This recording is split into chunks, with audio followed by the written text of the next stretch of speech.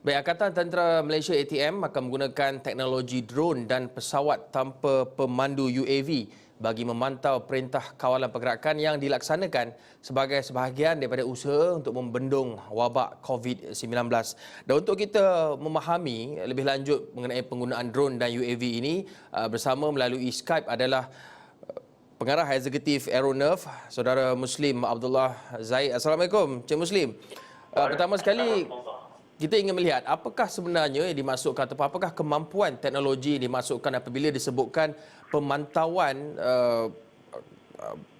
perintah kawalan pergerakan ini menggunakan drone dan juga UAV. Okey, bismillah. Terima kasih kepada Awani atas jemputan ini. Jadi untuk kita mula lebih lanjut berkenaan dengan kemampuan teknologi drone atau UAV untuk digunakan dari sudut aspek pemantauan sepanjang perintah kawalan pergerakan ini, kita perlu lihat drone dan UAV ini adalah sebuah platform tanpa manusia, unmanned aerial platform, yang mana membawa beberapa payload ataupun sensor. Jadi dari sudut tugas untuk memantau, jadi payload yang akan digunakan adalah semestinya kamera lah. Kemungkinan RGB kamera yang mempunyai kapasiti untuk zooming ataupun thermal imaging kamera. Jadi antara tugasannya adalah untuk memantau pergerakan masyarakat. Jadi bagi memastikan masyarakat mengikut peraturan yang telah ditetapkan oleh kerajaan lah. Dan dari sudut teknologi, sebenarnya teknologi pemantauan ini sudah semakin advance. Dari sudut pemantauan secara konvensional, contohnya kita terbangkan drone dan menggunakan drone untuk lihat di kawasan-kawasan tertentu bagaimana pergerakan masyarakat di situ secara mata kasar kita, dan ataupun kita juga boleh menggunakan teknologi image processing ataupun computer vision, yang mana keupayaan mission tersebut untuk melihat dan juga identify berapa orang yang sebenarnya dah keluar kat jalan ni, berapa orang yang masih berada di pasar dan sebagainya, dan terus boleh bagi maklumat kepada command center. Dan kalau kita tengok di China, contoh sudah ada teknologi ini, iaitu facial recognition teknologi, dan saya yakin di Malaysia juga ada.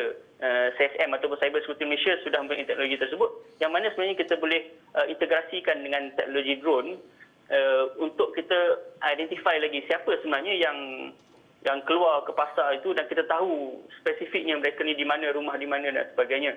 Jadi selain daripada itu, ia juga boleh digunakan untuk penguatkuasaan ataupun pendidikan, seperti contohnya kita memasang speaker pada drone tersebut. Jadi bila ia terbang di kawasan manusia yang ada orang berkumpul, yang tidak mengikut arahan dan sebagainya, kita boleh sampaikan concern ataupun teguran melalui speaker drone tersebut. Dan juga sebagai medium pendidikan, contohnya di traffic light dan sebagainya, kita terbangkan drone dan beritahu masyarakat tentang update semasa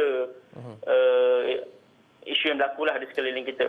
Cik Muslim, apabila berlakunya keadaan ataupun suasana di seluruh dunia di peringkat global sebegini, di mana virus ini kita tidak nampak dan dia boleh transfer dalam jarak yang dekat, jadi ia menuntut kita untuk fully utilize teknologi yang ada. Jadi apa lagi keupayaan drone ataupun UAV ini yang boleh digunakan? Bukan saja dalam bidang keselamatan pemantauan seperti yang disebutkan tadi, tapi dalam pelbagai industri pertanian, keselamatan dan banyak lagi industri. Okay, jadi sebenarnya kita boleh lihat sebenarnya kepenggunaan drone ini lebih optimum jika kita aplikasinya dari sudut preventive measure. Maknanya di sini apakah perkara yang kita boleh buat untuk supaya perkara tersebut tidak, kemungkinan untuk menjadi itu lebih rendah lah.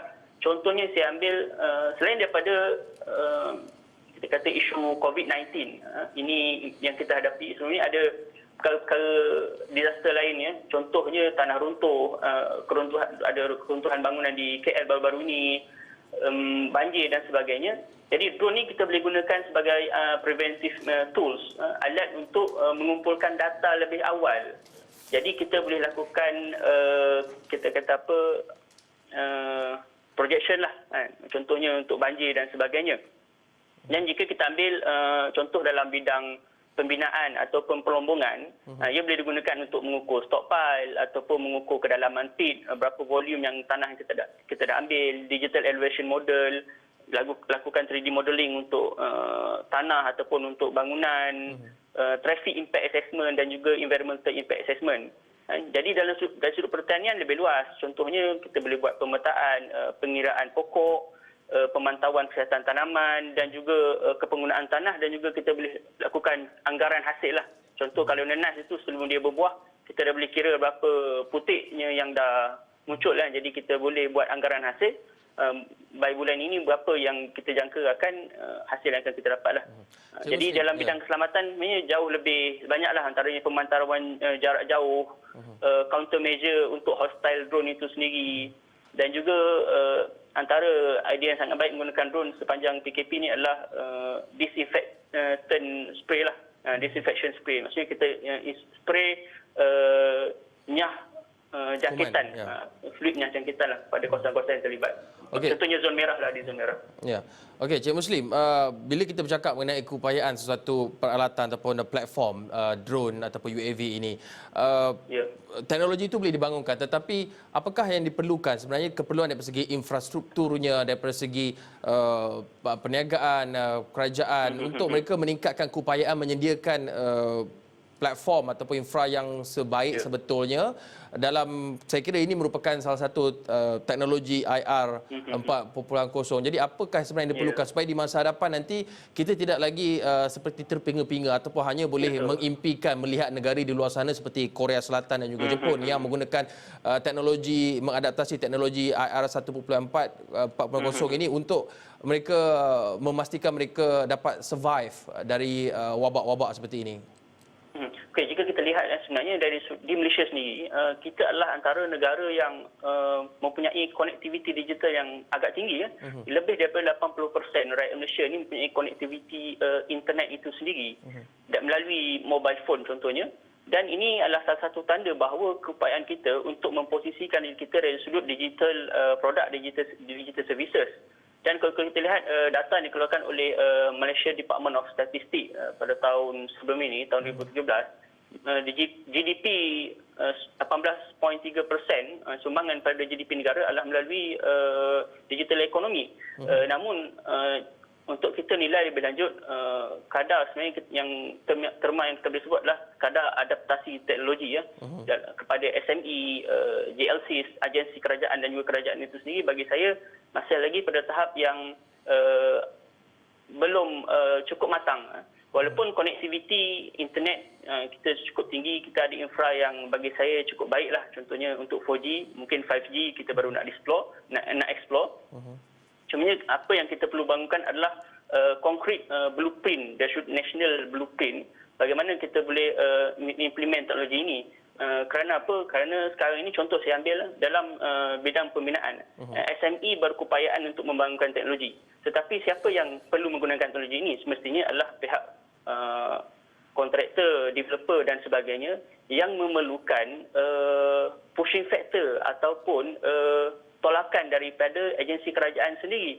Sama juga dalam isu keselamatan pekerja, occupational safety and health, yang perlu tolakan adalah daripada pihak Department of Safety and Health dan juga pihak kementerian sendiri. Jadi solusi-solusi ini boleh dibina oleh syarikat-syarikat SME yang memang base-nya adalah digital services dan digital product. Tapi dari sudut implementasi ataupun commercialization secara keseluruhan dalam negara, ia memang sangat memerlukan support lah supaya ekosistem ini subur. Yang kedua bagi saya, tadi yang pertama adalah concrete blueprint lah. Yang kedua adalah polisi adaptasi teknologi yang jelas lah, dari peringkat pendidikan lagi sehinggalah kepada peringkat industri. Jadi sekarang ini kita dapat lihat mungkin dari sudut kematangan implementasi teknologi ini lebih kepada peringkat oil and gas. Tapi yang kita perlu matangkan lagi adalah di peringkat agensi-agensi dan juga prospek-prospek yang lain lah. Contoh dalam pembinaan, pertanian yang paling penting sebenarnya, termasuklah dalam pelombongan dan juga keselamatan. Yang seterusnya adalah perlunya bagi saya untuk kita meningkatkan educational investment terhadap pendidikan teknologi ini perlu dipertingkatkan, dan horizon bagi para pelajar ataupun para murid ni untuk diorang capai teknologi ini perlu diperluaskan. Baik, terima Dan kasih. okey. Terima kasih Saudara Muslim Abdullah Zahid, Pengarah Eksekutif sama-sama. Aeronerv, bercakap ataupun berkongsi berkenaan dengan bagaimana wabak ataupun pandemik COVID-19 ini menuntut kita untuk mengadaptasi IR 4.0.